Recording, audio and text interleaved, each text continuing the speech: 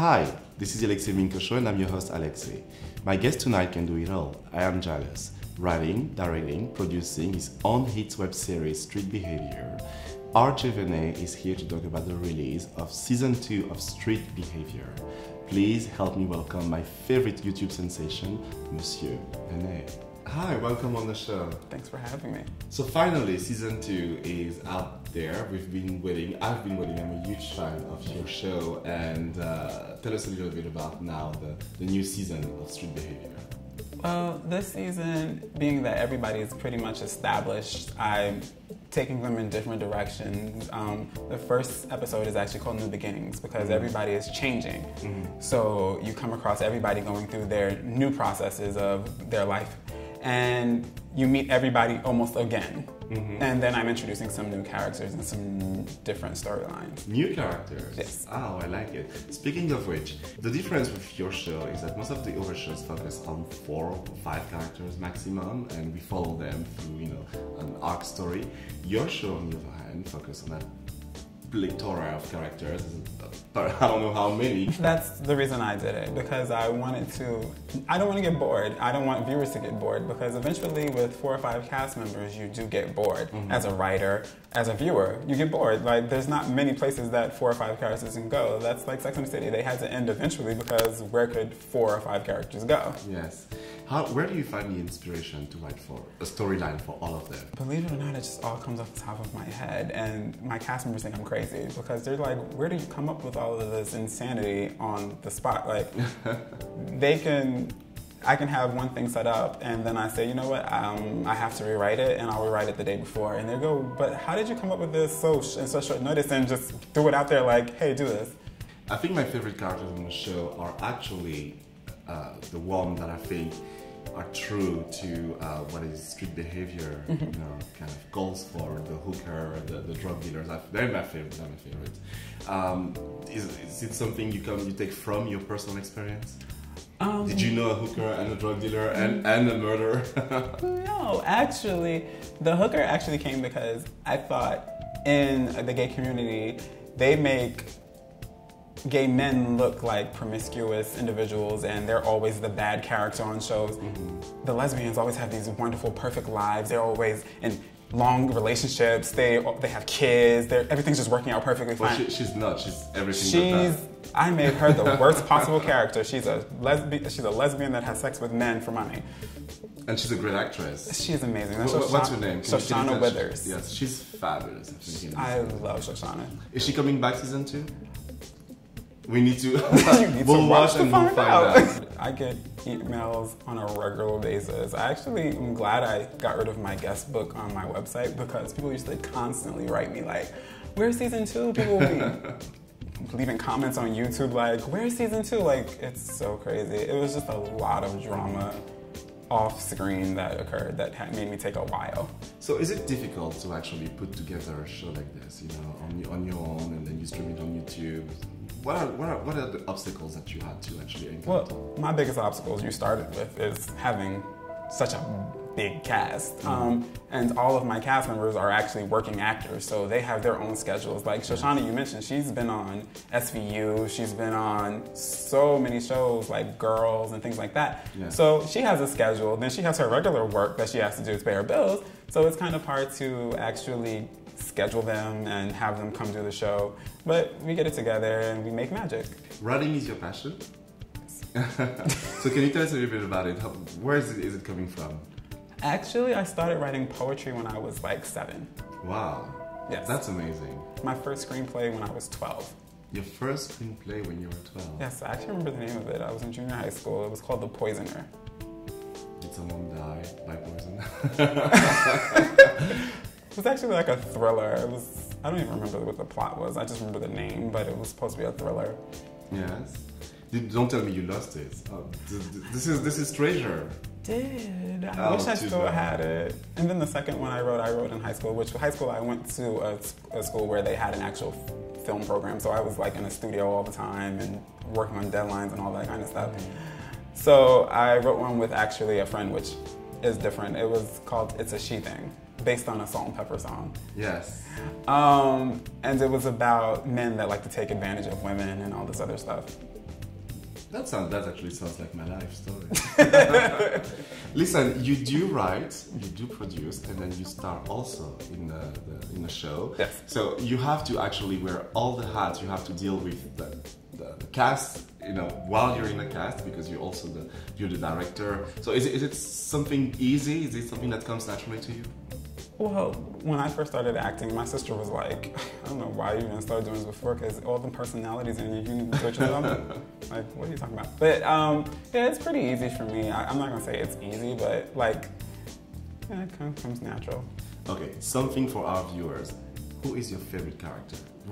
You write just the one that will never get killed. Someone that would never get killed?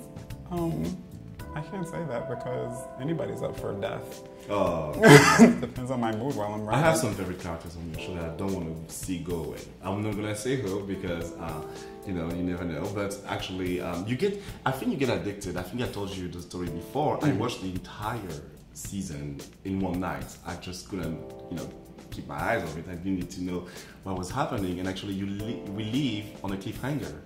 So does it get resolved? Of course it does. I can't, especially with the cast members that it was left with those. There was a lot of cast members that had cliffhangers, but the major one that everybody seems to draw to is the one dealing with religion and sexuality. Yes. Because I guess in the urban community, that's a big thing. Like, I actually had a deacon of a gay church come to me and was like, I'm so glad you actually put that in your show because nobody really talks about it in depth. It's always glazed upon, but never in depth to the point of where they actually show it and actually show how he goes through those emotions of actually going on hookups and then praying to God to forgive him afterwards. Everybody's like, oh my God, this boy is crazy. But in reality, that's the type of person that actually exists. Exactly. Is there a season 3 coming up? Of course. In the work? It's in my head. Yes. It's always in my head. Can I feed you some pointers, some ideas for season 3? You should have a guest star, a TV show happening where someone will come and talk about their personal lives with Alexi Minko. It will be thrilling, but it's absolutely fabulous. Listen, we love your show. I want to ask you something. Looking back, at your life, you had to actually get over a lot of difficulties. You were a very shy kid, and what made you finally turn around, everything in your life so that you could actually finally accomplish, everything you set the bar for? Well, the funny thing is, I didn't start out being shy. I was actually a really outgoing child, and it didn't happen until, everybody's voice started changing, and I was left behind for a while, and people started making fun of me. And it would be like every time I wanted to go answer a question in class, somebody would start laughing or something like that, and it just made me very introverted because I didn't want to talk anymore. Yes. And eventually, the funny thing is one of my exes not made me, but talked me into auditioning for a friend of mine's web series. And that actually brought me out of this shell that I was in, because I was around all these people that were like me. I had never been around a bunch of gay actors that were into film and all that stuff, so it was different. A feeling, a family feeling, something? Actually, yes, because we're all still pretty close. Actually, some of my cast members are from that old show. Well, actually, two are from that old show. Yes. So tell us a little bit now about the characters on your show. You play one of the leads, and in season 1 you're in an abusive relationship. Is it something you drew from your personal life? A couple of the cast members, the male cast members obviously, are drawn from little portions of my life, and then I expanded, of course. But my actual relationship on the show is semi-related to my last boyfriend. I felt that was needed after I actually wrote it, the first episode, while I was still with him. And you would think, looking at that, he would see a hint.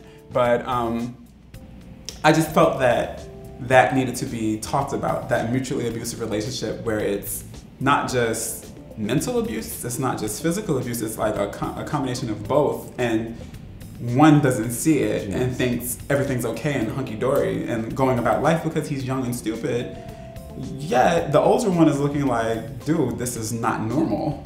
And your boyfriend is beautifully played by... Roman Anthony. He's amazing. I mean, you can't take your eyes off him. He's a real scene stealer. And it's kind of scary because he almost actually acts exactly like my ex. And some of those scenes aren't acting. That was like natural reaction. Like I really wanted to beat him up because he was starting to act like my ex. And my ex brought a side of me out that I didn't even know existed.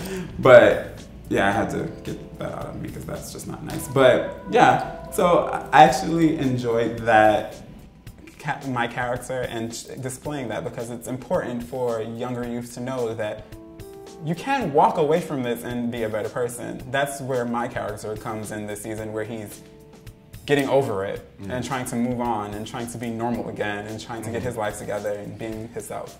What is street behavior? What is actually, what is it? Well, there's a lot of things that are street behavior. Like, am I street behavior? It's possible. Anybody can have street behavior. Like, I like to think that actually I am. Street behavior is anything. Like, it goes across the whole board of anybody can have street behavior. Like my character, for instance, is an interior decorator who actually makes large amounts of money. Who just said, you know what? Why would I leave my? Lives in a beautiful apartment and. No. I live in the hood. Show. No, on the show. Yes, but you just moved in there, and your boyfriend complains about the fact that you moved into the hood. Well, he's not from the hood. He's from Long Island. So he feels like, why did my boyfriend move me here in this horrible neighborhood? And but some people think, like, why would I go spend all this money, like, say in per se Manhattan, when I can go live in Brooklyn and spend less money? Yes. And that's what I wanted to show. Like, why would I go spend all this money in Manhattan when I can just live here and I can go on trips, I can do all this stuff? Yeah. It's a choice. Yeah. But that also came back to wanting to show people that maybe not in this large metropolis of New York, that you do have professional gay men. You have drug dealers that may be gay, that you walk past every day that might be teasing you, but they're gay too. They're teasing you to show off to their friends and trying to take the focus off of them being gay. Listen, I love your show. I love Street Behavior. I'm a huge fan, and I really strongly encourage everybody to check it out on YouTube. Streetbehavior.com. And we can get information on the characters and on the cast. Yeah, you can go to see all their bios. You can see my bio. You can watch the director's cut, which I go over all of the season 1 cast members. Brilliant. Listen, I want to thank you so much for being on the show tonight. It was a real pleasure, and I'll make sure to check it out. Street Behavior Season 2 on YouTube. Thank you so much, RJ. Thank you for having me. This was the Alexi Minko Show. Thank you so much for watching. Please like us on Facebook, Twitter, and Instagram. The Alexi Minko Show is sponsored by FilioCB. Please check out filiocb.com for all your fashion needs.